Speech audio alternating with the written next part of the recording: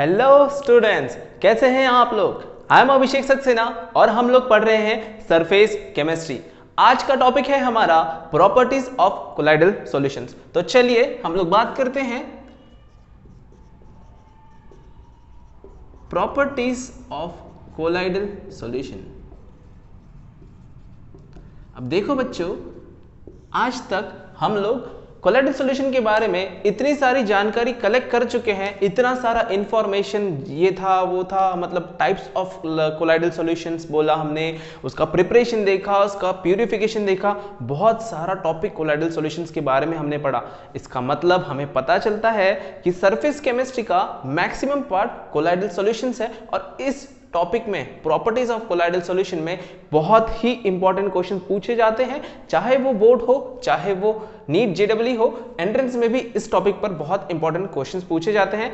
But मैं चाहता हूं कि ये पूरा डिटेल में लिया जाए, इसलिए हम इसके एक एक टॉपिक को कवर करेंगे। बहुत सारी प्रॉपर्टीज हम पढ़ेंगे, कुछ प्रॉपर्टीज हम पहले पढ़ चुके हैं, फिर भी हम अब प्रॉपर्टीज पढ़ रहे हैं, इसलिए हम लोग उसको सीक्वेंस में पढ़ लेते हैं। तो पहला प्रॉपर्टी जो कि आप में से सभी बताएंगे मुझे, पहला प्रॉपर्टी है हेटेरोजेनस नेचर।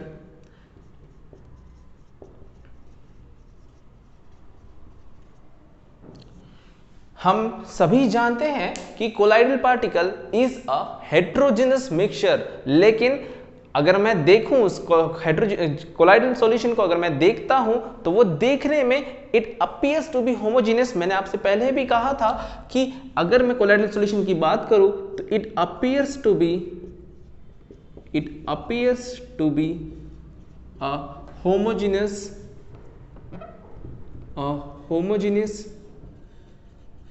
मिक्सचर। मतलब दिखने में वो तो होमोजेनियस दिखता है, but actually it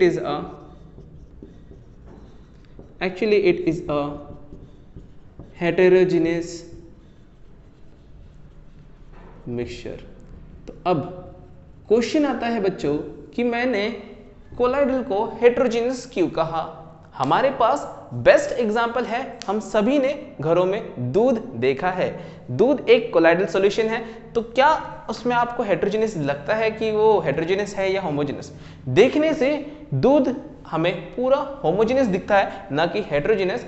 but actually में दूध या फिर कोई भी कोलाइडल पार्टिकल या कोई भी कोलाइडल सॉल्यूशन हमेशा एक हेटेरोजेनियस मिक्सचर होते हैं। अब वो हेटेरोजेनियस होते हैं तो कोई तो रीजन होगा बेटा, मतलब मैं बोल रहा हूं कि वो हेटेरोजेनियस है इसलिए आप मान लेंगे। मैं बोलूंगा कि पहाड़ उल्टा हो गया या कंट्री अर्थ स्क्वायर है या क्यूब है, अगर मैं बोलता हूं तो आप लोग क्या मान लेंगे? तो नहीं मानेंगे ना बच्चा। आप जानते हैं अर्थ स्फेरिकल है, तो वैसे ही कोलाइडल सॉल्यूशन हेटेरोजेनियस मिक्सचर है, तो कैसे हम लोग इसको मान सकते हैं? तो सबसे पहला पॉइंट अगर मैं कहना चाहूं तो इसमें आपको पता होना चाहिए, अब पता नहीं है इसलिए तो आप पढ़ रहे हैं मुझसे। तो इसमें सबसे पहला पॉइंट है कि पार्टिकल्स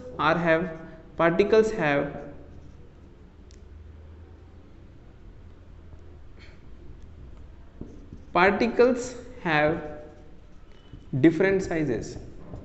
मतलब बच्चों जितने भी इसमें कोलाइडल पार्टिकल होते हैं, कौन से पार्टिकल होते हैं कोलाइडल सॉल्यूशन में? कोलाइडल सॉल्यूशन में होता है डिस्पर्स फेज। डिस्पर्स फेज के जो पार्टिकल होंगे, डिस्पर्स फेज के पार्टिकल हमेशा अलग अलग साइज के होते हैं। मतलब हमेशा नहीं, बट जितने भी उसमें पार्टिकल्स होंगे उनका साइज फिक्स नहीं होगा। बट अगर हम ट्रू सॉल्यूशन की बात करते हैं या होमोजेनियस मिक्सचर की बात करें, तो होमोजेनियस मिक्सचर के जो जितने भी पार्टिकल्स होंगे, जितने भी सॉल्यूट के पार्टिकल्स होंगे, वो लगभग सेम ही साइज के होते हैं। इसलिए पहला पॉइंट आता है पार्टिकल्स हैव डिफरेंट साइज। दूसरा पॉइंट जो कि सबसे इंपॉर्टेंट पॉइंट है इसमें, कि non uniform distribution of particles. मतलब बच्चों जितने भी पार्टिकल्स प्रेजेंट होंगे कोलाइडल मिक्सचर में, वो सारे के सारे नॉन यूनिफॉर्मली डिस्ट्रीब्यूट होते हैं। इसका मतलब क्या होगा? देखो बच्चों, हमने ट्रू सॉल्यूशन और होमोजेनियस मिक्सचर में ये सब पढ़ा है इस बारे में कि यूनिफॉर्म का मतलब क्या होता है, कि ये जैसे मेरे पास एक कंटेनर है, इसमें मेरे पास सॉल्यूशन के पार्टिकल्स ले लेता हूं मैं। चलो सपोज ये अगर ट्रू सॉल्यूशन है, suppose this is a true solution, अगर ये सपोज ट्रू सॉल्यूशन है और इसमें से मैंने ऊपर के पार्टिकल को लिया, यहाँ से मैंने ऊपर का सैंपल ले लिया और इसकी मैंने टेस्टिंग कर ली, तो टेस्टिंग में जो क्वांटिटीज मिलेगी वो यहाँ से भी अगर मैं सैंपल निकालूंगा तो भी वही निकलेगा, यहाँ पर निकालूंगा तो भी वही रिजल्ट मिलेंगे, यहाँ से भी वही रिजल्ट मिलेंगे। बट अगर इसकी जगह मैं ले लूँ कोलाइडल सॉल्यूशन या कोलाइड्स, या मैं सोल ले लूँ, यहाँ पे सोल लिख लेता हूँ कोलाइड, तो क्या होगा इसमें नॉन टेस्टिंग अगर यहाँ की करूँगा तो कुछ अलग टेस्टिंग मिलेगी, यहाँ की टेस्टिंग करूँगा तो कुछ अलग टेस्टिंग मिलेगी। इसका मतलब कि इसमें जो कंपोजिशन है, ये जो पार्टिकल्स है अलग अलग हो गए। सिंपल एग्जांपल बताता हूँ बच्चों, आपने दूध को गर्म किया होगा या दूध को आप रख देंगे थोड़ी देर के लिए तो उसकी जो मलाई होती है वो ऊपर आ जाती है। इसका मतलब जो दूध की जो लेयर्स होती है, दूध में भी अलग अलग लेयर्स बन जाती है। मतलब कहीं पर कुछ अलग पार्टिकल्स मिलेंगे, कहीं पर कुछ अलग पार्टिकल्स मिलेंगे। और ये तो 2 पॉइंट हुए। और सबसे इंपॉर्टेंट पॉइंट हमारे पास में तीसरा पॉइंट होता है कि अगर हम कोलाइडल सॉल्यूशन से लाइट पास करते हैं तो स्कैटरिंग ऑफ लाइट शो करते हैं, वो स्कैटरिंग ऑफ लाइट। तो ये जो स्कैटरिंग ऑफ लाइट है इसको मैं डिटेल में पढ़ने वाले हैं हम लोग, इसलिए मैं यहाँ पे नहीं एक्सप्लेन करता, आगे आएगा जल्दी से, टेंशन मत लो बच्चों। ठीक है, तो ये हुआ हेटेरोजेनियस नेचर। ठीक है, बहुत ही सिंपल है। चलते हैं हम लोग सेकेंड प्रॉपर्टी पर। Second property is visibility. Visibility का मतलब बच्चों, कोलाइडल सॉल्यूशन के जो पार्टिकल्स होते हैं क्या वो विजिबल होते हैं? आप इमेजिन कर सकते हो कि जो milk is a colloidal solution. अगर हम घर में दूध देखें तो क्या आप दूध के पार्टिकल्स को देख सकते हो? क्या आप में से कोई शक्तिमान है? आप में से कोई शक्तिमान नहीं है, मेरे ख्याल से मैं भी शक्तिमान नहीं हूं कि दूध के पार्टिकल को अंदर तक देख लूं। तो इसका मतलब कि कोलाइडल के particles cannot see colloidal particles with naked eyes। मतलब हम अपनी नॉर्मल आंखों से कोलाइडल के पार्टिकल्स को नहीं देख सकते, बट हम और माइक्रोस्कोप से भी नहीं देख सकते। बच्चों याद रखना है कि कोलाइडल के पार्टिकल्स हम अपनी नॉर्मल आंखों से भी नहीं देख सकते और माइक्रोस्कोप से भी नहीं देख सकते। तो बेटा देखेंगे कैसे? आप बोल रहे हो सर पार्टिकल है, इतना हमने कोलाइडल के बारे में पढ़ा, particle, positive negative, peptization, XYZ, इतना सारा पढ़ लिया हमने, Bredig's arc method and all that. तो ये सब पार्टिकल के बारे में पता कैसे चलता है सर?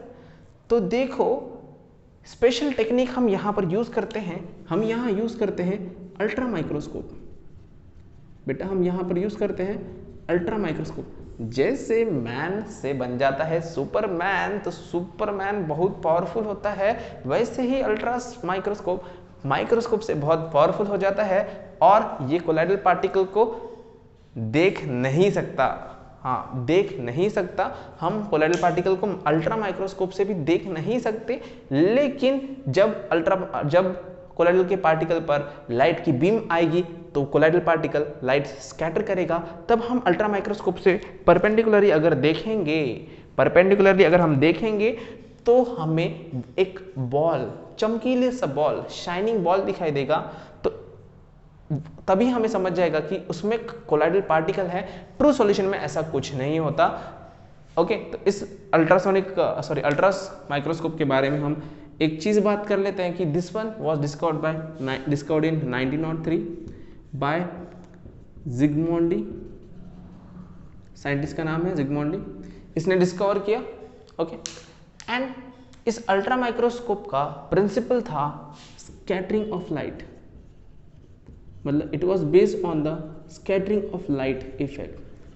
आप थोड़ा सोचोगे तो बेसिक माइक्रोस्कोप का प्रिंसिपल आपको पता होगा बच्चों कि रिफ्लेक्शन ऑफ लाइट या फिर लाइट पर डिपेंड करता है। आप 12th क्लास में हैं, आपने इलेक्ट्रॉन माइक्रोस्कोप भी पढ़ा है, तो यहाँ पर माइक्रोस्कोप तो आपको पता ही होगा कि सिर्फ लाइट पर डिपेंड करता है, उसका रेजोल्यूशन बहुत कम होता है। फिजिक्स की बात है, केमिस्ट्री में नहीं चलेगी। ठीक है, तो अल्ट्रा माइक्रोस्कोप में स्कैटरिंग ऑफ लाइट होती है और इस वजह से हम कोलाइडल पार्टिकल की सिर्फ स्कैटरिंग को देख पाते हैं। तो कैसा सेटअप होता है यहाँ पर देखो बच्चों कि यहाँ पर होता है एक लाइट सोर्स होगा यहाँ पर जो लाइट देगा हमको। बीच में लेंस लगाएंगे ताकि फोकस कर सके लाइट पर बीच में, और यहाँ पर हमारा होगा कोलाइडल सॉल्यूशन। और इसके हम कोलाइड पर जो कोलाइड के पार्टिकल्स है उसके ऊपर हम एग्जैक्टली लाइट डालना चाहते हैं, और यहाँ पर हमारा होगा अल्ट्रा माइक्रोस्कोप।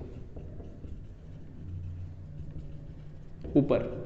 परपेंडिकुलरली हम देखेंगे, ये हो गया लाइट का पाथ, ये परपेंडिकुलर हो गया, यहाँ से हम देखेंगे तो क्या हमें दिखेगा यहाँ पर, when we see from the ultra microscope, not from the naked eye, when we see from the ultra microscope, shiny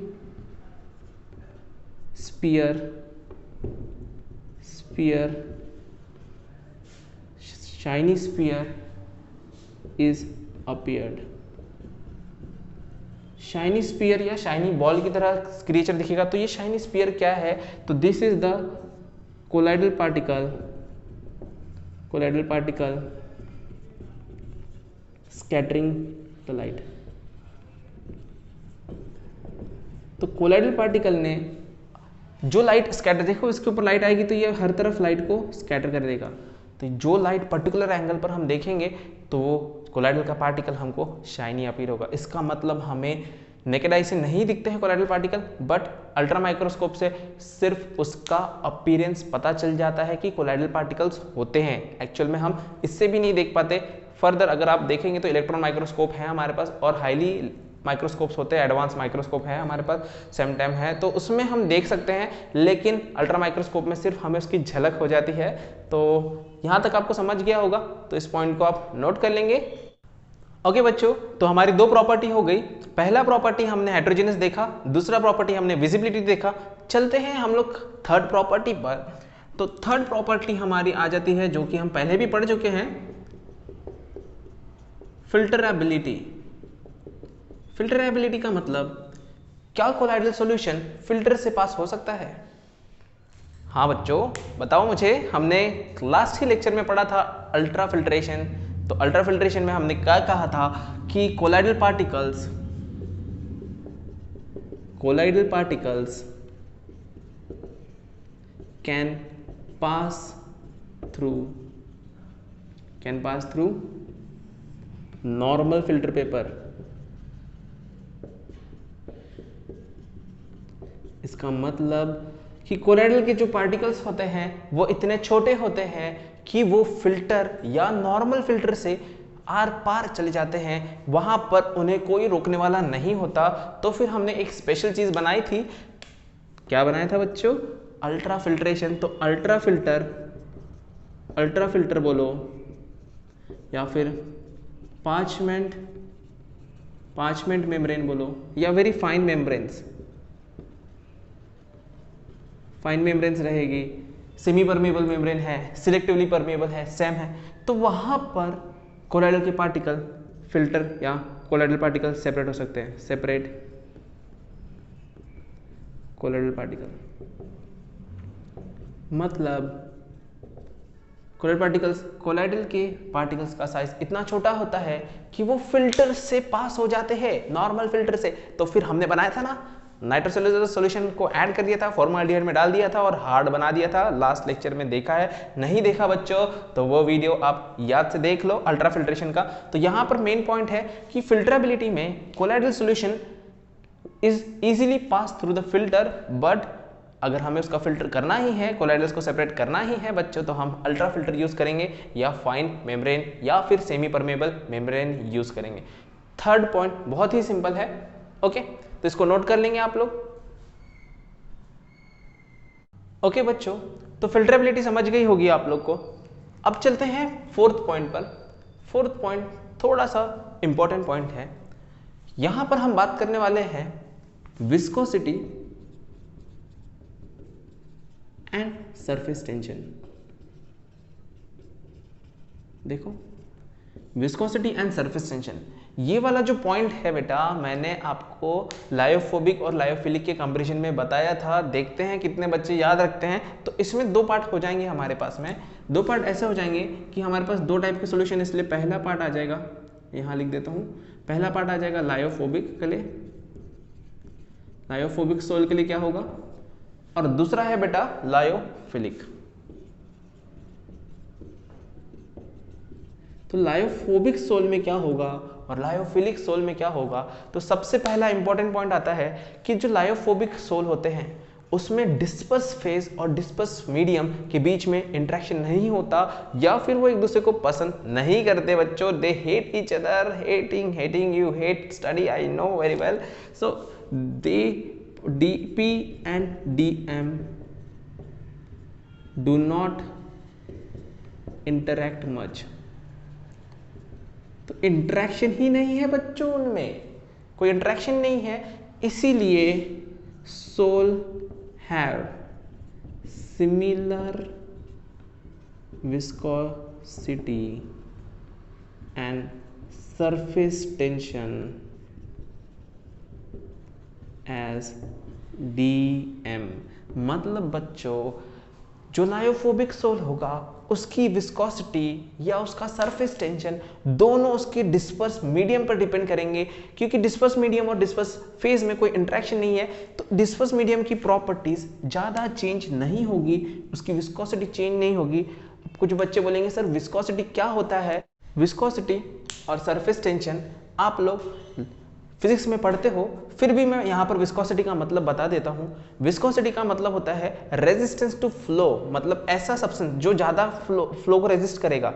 जैसे पानी लो और शुगर सिरप ले लो, तो जल्दी कौन सा फ्लो होगा? वाटर फ्लो होगा। इसका मतलब उसकी विस्कोसिटी कम है। शुगर सिरप की विस्कोसिटी ज़्यादा होगी क्योंकि वो धीरे धीरे स्लो फ्लो होगा, तो जितना ज़्यादा रेजिस्टेंस उतना ज़्यादा विस्कोसिटी। तो विस्कोसिटी समझिए। सरफेस टेंशन मतलब जो सरफेस पर जो हमने एब्जॉर्प्शन का जो इंट्रोडक्शन देखा था, तो जो सरफेस पर due to that unbalance force, जो सरफेस पर एक एनर्जी क्रिएट होती है, अनबैलेंस फोर्स क्रिएट होता है, उसे हम सरफेस टेंशन कहते हैं। बाकी डिटेल में आप फिजिक्स में पढ़ोगे। तो इंपॉर्टेंट पॉइंट इज कि लायोफोबिक में ऐसा कुछ फर्क नहीं पड़ने वाला, बट लायोफिलिक की बात करें तो वो तो बड़े प्यार में थे, बच्चे बहुत प्रेमी हैं वो दोनों। तो यहां पर होगा DP means particles are attracting.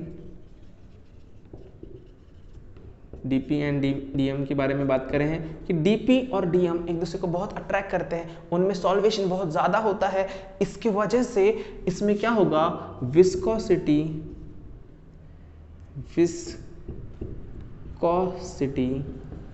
Increase हो जाएगी और सरफेस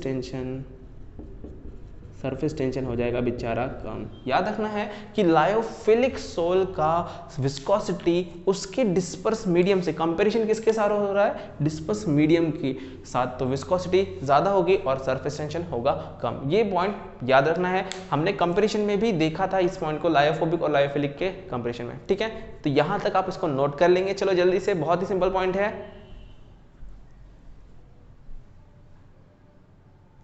तो बच्चों हमने अब तक 4 प्रॉपर्टी पढ़ ली है। नेक्स्ट प्रॉपर्टी, 5वीं प्रॉपर्टी की हम बात करते हैं। 5वीं हमारी प्रॉपर्टी है कलर। देखो बच्चों, कलर, ये दुनिया कलरफुल है, हम कपड़े कलरफुल पहनते हैं, हमें चीजें कलरफुल पसंद आती है। तो मेरा एक क्वेश्चन है बच्चों, आप लोगों से कमेंट में मुझे बताएंगे, तभी अटेंडेंस लगेगी, कि हमें जितने भी कलर दिखते हैं वो कलर दिखते क्यों हैं? ये एक फिजिक्स का क्वेश्चन है बच्चों, पर बहुत सिंपल आंसर है जो आपने 10th में भी पढ़ा था। Why different object appears in different colour. इसका आंसर मुझे कमेंट में चाहिए। आप सभी से मैं चाहूंगा कि आप आंसर लिखें, जो आंसर लिखेगा उसी का अटेंडेंस इस वीडियो में लगेगा, याद रखना। तो सबसे पहला मैं इसका आंसर भी बता देता हूं आप लोगों को कि क्या होता है। जैसे कि ये पेन मुझे ब्लू दिख रहा है, क्या होगा? कोई भी लाइट आ रही है इसके ऊपर, ओके, तो जो लाइट आ रही है it is a white light, वो व्हाइट लाइट है। और व्हाइट लाइट को जब हम प्रिज्म से पास करते हैं तो उसमें कलरफुल लाइट आती है, अलग अलग कलर निकल जाते हैं। तो डिपेंडिंग ऑन वेवलेंथ की इस पार्टिकल ने कौन सी लाइट को बाहर निकाला है, तो ये ऑब्जेक्ट ब्लू है, तो ये ब्लू लाइट को मेरे आंखों में भेज रहा है, इसलिए ये मुझे ब्लू दिख रहा है। ये ब्लैक लाइट को भेज रहा है, इसलिए आपकी आंखों में ब्लैक लाइट आ रही है, मेरे आंखों में ब्लैक लाइट आ रही है।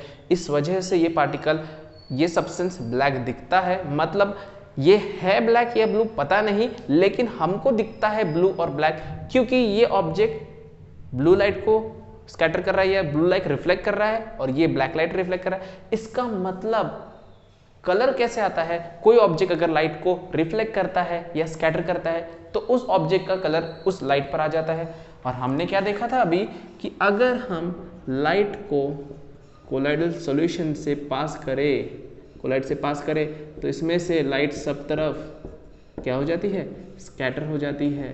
तो स्कैटर हो जाती है, इसका मतलब जितने भी कोलाइड्स रहेंगे दुनिया में, ऑल कोलाइड्स आर कलरफुल बेटा, ऑल कोलाइड्स आर कलरफुल। जितने भी कोलाइड्स हैं हमारे पास वो कलरफुल होते हैं, ट्रांसपेरेंट नहीं होते। मिल्क का एग्जांपल फिर से वाइट कलर होता है, ट्रांसपेरेंट नहीं होता। और भी मैं कुछ एग्जांपल बताऊंगा, पर पहले हम समझ लेते हैं कि अभी ये जो सॉल्यूशन है कोलाइडल का, जो कलर आने वाला है वो किस पे डिपेंड करेगा। तो कलर ऑफ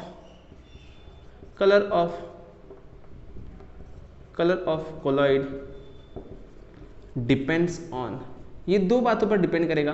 पहला, वेवलेंथ स्कैटर्ड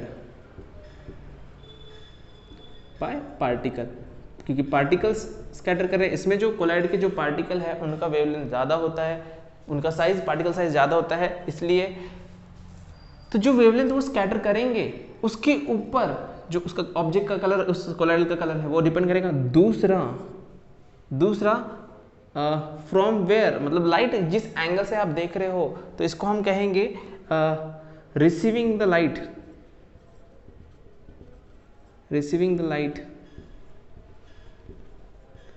एट, और manner of receiving the light at particular angles, कि आप कौन से एंगल से परपेंडिकुलर देख रहे हो, या उस ऑब्जेक्ट के पीछे से देख रहे हो, या साइड से देख रहे हो, ऊपर से देख रहे हो, नीचे से देख रहे हो, कहाँ से देख रहे हो बच्चा। तो जहां से देखेंगे उसका कलर अलग अलग दिखेगा, हमेशा नहीं होता, बट कुछ कोलाइडल सॉल्यूशन का, कि अगर हम अलग एंगल से देखें, व्यूइंग एंगल चेंज हो जाए, तो उस सोल का कलर भी हमें अलग दिखाई देता है। अब इंपॉर्टेंट पॉइंट, कि जो वेवलेंथ स्कैटर करेगा पार्टिकल, तो वो वेवलेंथ किस पे डिपेंड करेगा। तो scattering of light depends on, पहला डिपेंड करता है साइज ऑफ पार्टिकल, कि पार्टिकल का साइज कितना है। तो याद रखना, पार्टिकल का साइज लाइट के वेवलेंथ से बहुत छोटा नहीं होना चाहिए।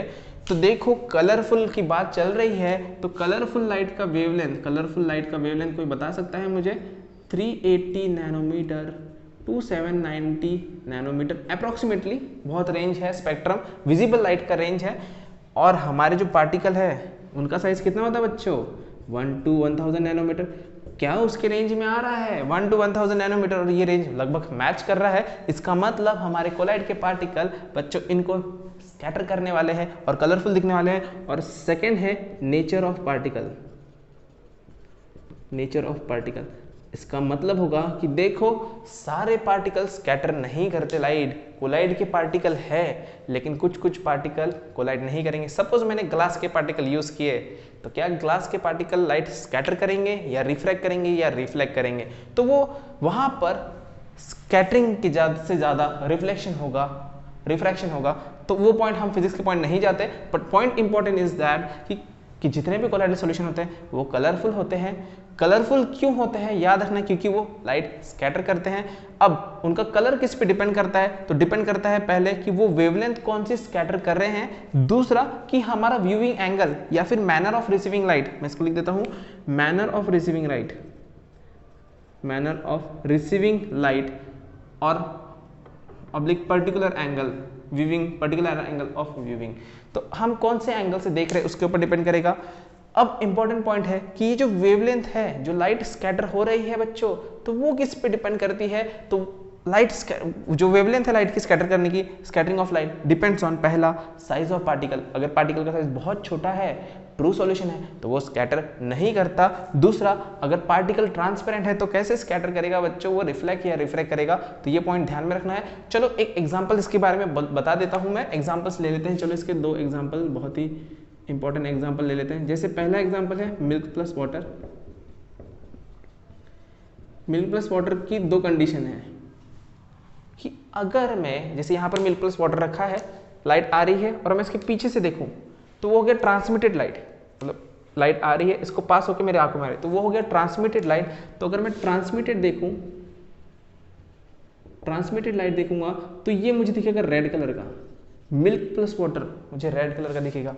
बट इसके अपोजिट अगर मैंने मिल्क इस मेरे सामने रख दिया, क्या रखा मैंने, मेरे सामने रख दिया, लाइट भी इसी साइड में रखी, लाइट आएगा इसके ऊपर मिल्क और वाटर के ऊपर, और मैंने रिफ्लेक्टेड लाइट देखी तो मुझे milk plus water blue colour का दिखेगा बच्चों। कौन सा कलर का दिखेगा, ब्लूइश कलर का, और इसको हम बोलेंगे रिफ्लेक्टेड लाइट। देखो ये पॉइंट कौन सा हो गया हमारा, manner of viewing, manner of receiving the light. तो ट्रांसमिटेड लाइट रिसीव किया तो रेड कलर दिख रहा था, और रिफ्लेक्टेड लाइट देखा तो ब्लू दिख रहा था बच्चों। ऐसा मैजिक है कोलाइड्स में, बहुत ही इंपॉर्टेंट पॉइंट है कोलाइडल सॉल्यूशन, आपको याद रखना है, पूरी केमिस्ट्री बदल देता है। सेकेंड पॉइंट अगर मैं कहूँ, सेकेंड एग्जांपल, तो मैं गोल्ड सोल का लिखूंगा, गोल्ड सोल। तो मैं एग्जैक्ट आपको पार्टिकल की साइज नहीं बता रहा क्योंकि हमारे सिलेबस में नहीं है, आप चाहे तो इसके ऊपर सर्च करके पार्टिकल का साइज आप मेंशन कर सकते हो, और गोल्ड साइज के पार्टिकल बता देना मुझे क्या आएगा कि if gold sol smaller size से लार्जर साइज जाएगा तो सबसे स्मॉलर साइज का इसका कलर रहेगा रेड कलर, रेड कलर से वो हो जाएगा पर्पल कलर, फिर हो जाएगा ब्लू, और लास्ट में हो जाएगा येलो और गोल्डन कलर, जो गोल्ड का कलर होता है।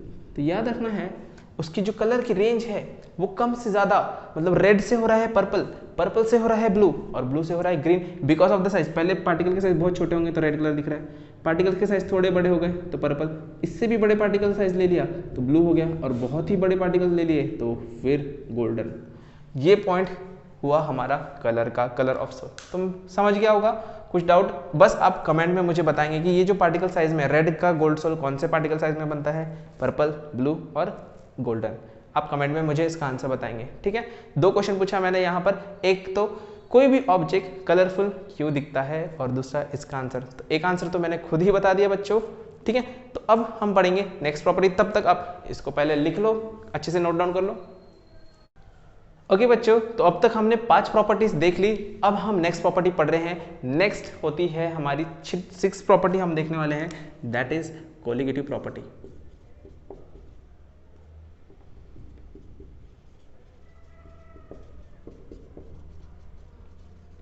बच्चों कोलिगेटिव प्रॉपर्टी की बात हम करते हैं, कोलिगेटिव प्रॉपर्टी की, तो आपको याद होगा हमने कोलिगेटिव प्रॉपर्टी सॉल्यूशन चैप्टर में पूरा चैप्टर ही कोलिगेटिव प्रॉपर्टी पढ़े।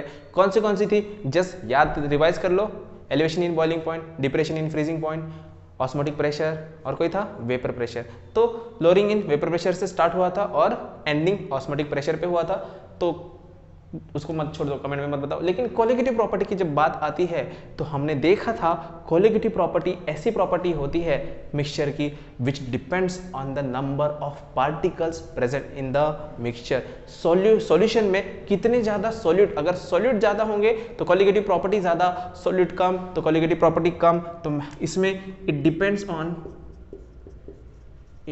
Depends on number of particles, it's very simple. तो ये डिपेंड करता है नंबर ऑफ पार्टिकल्स में। तो क्वेश्चन है क्या ट्रू सॉल्यूशन में ज्यादा पार्टिकल है या फिर कोलाइडल सॉल्यूशन में ज्यादा पार्टिकल है।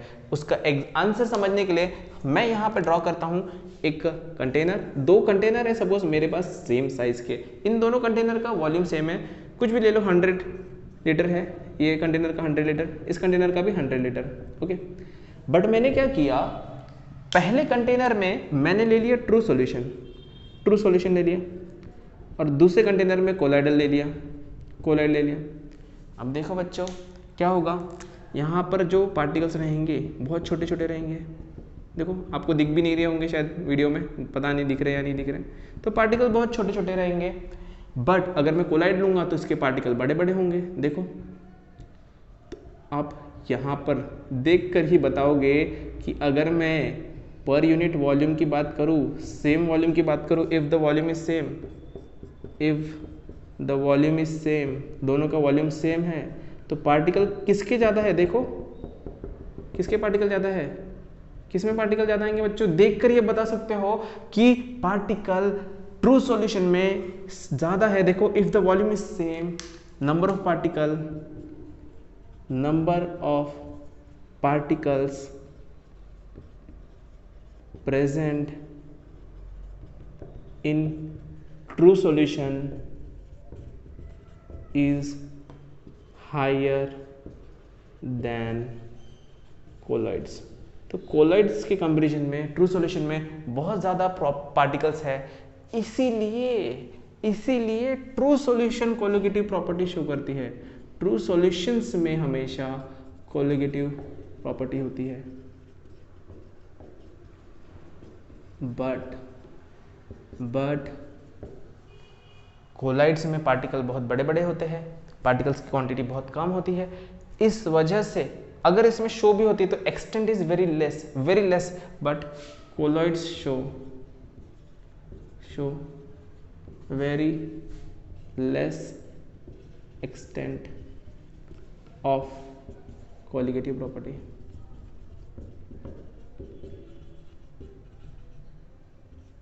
या इसको मैं कह सकता हूं नेग्लिजिबल कोलिगेटिव प्रॉपर्टी।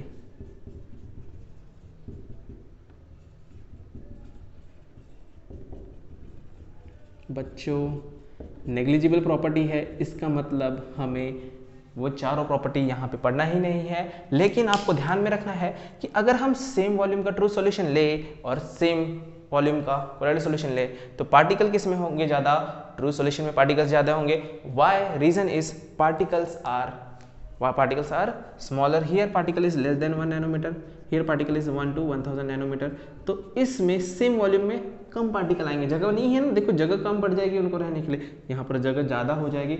देखो एक घर है, एक रूम है, एक रूम में अगर मैंने स्टूडेंट्स भर दिए, मैंने 12th क्लास के स्टूडेंट रख लिए एक रूम में, तो 12th क्लास के बच्चे कितने आ पाएंगे एक रूम में? फिर 12th क्लास के बच्चों को बाहर निकाल दिया, वहीं पे मैंने फर्स्ट क्लास के बच्चों को भर दिया, तो फर्स्ट क्लास के कितने बच्चे आ पाएंगे? तो आप इमेजिन कर सकते हो कि 12th के कम बच्चे आएंगे और फर्स्ट के ज़्यादा बच्चे आएंगे, क्योंकि पार्टिकल मतलब बच्चे छोटे हैं, पार्टिकल छोटे हैं। तो इस तरीके से हमारा यहाँ पर कोलिगेटिव प्रॉपर्टी की पॉइंट कंप्लीट हुआ। हमने 6 प्रॉपर्टीज पढ़ लिए बच्चों। हमारा वीडियो बहुत बड़ा हो जाएगा अगर मैं नेक्स्ट प्रॉपर्टी बताऊंगा, और भी हमारे पास बहुत सारी इंपॉर्टेंट प्रॉपर्टीज पढ़ना है, बट जो आगे की प्रॉपर्टीज है बच्चों वो मैं आपको बताऊंगा नेक्स्ट वीडियो में। तो जितनी भी प्रॉपर्टीज पढ़ी हमने, टोटल 6 प्रॉपर्टीज पढ़ी। अगर इनमें से आपको कोई डाउट है तो आप कमेंट में बता दो। नेक्स्ट प्रॉपर्टी मैं जल्दी से नेक्स्ट वीडियो में अपलोड करूंगा। आपको अगर ये वीडियो पूरा समझ में आया, पूरा टॉपिक अगर समझ में आया होगा तो आप इस वीडियो को लाइक करो एंड अपने फ्रेंड्स के साथ शेयर करो एंड मेरा चैनल सब्सक्राइब करेंगे। यूट्यूब पर जाकर सक्सेना सर सर्च करेंगे, याद से सर्च करना है सक्सेना सर, और देखेंगे कि कौन सा वीडियो आ रहा है, और उस वीडियोस को मेरे चैनल को सब्सक्राइब करेंगे। और फिर नेक्स्ट टॉपिक हम नेक्स्ट वीडियो में डिस्कस करते हैं। मिलते हैं हम लोग नेक्स्ट वीडियो में जल्दी से। ओके।